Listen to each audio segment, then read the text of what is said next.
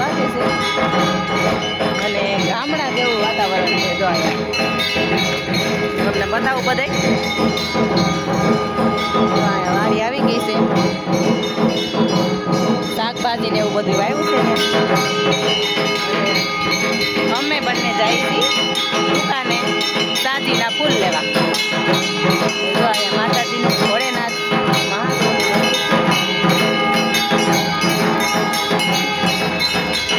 એની પાછળ મારા માસીની છોકરીનું મકાન છે. જોજો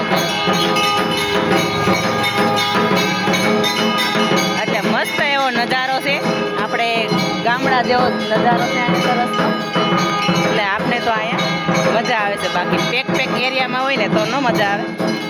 અને અહીંયા તો બહુ મસ્ત વાતાવરણ છે, એકદમ નેચરલી.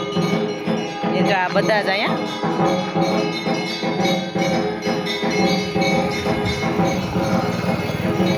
તો હાલો મિત્રો, જો આપણે સાજીના ફૂલ લેવા જઈએ છીએ કઈડા છે એટલે.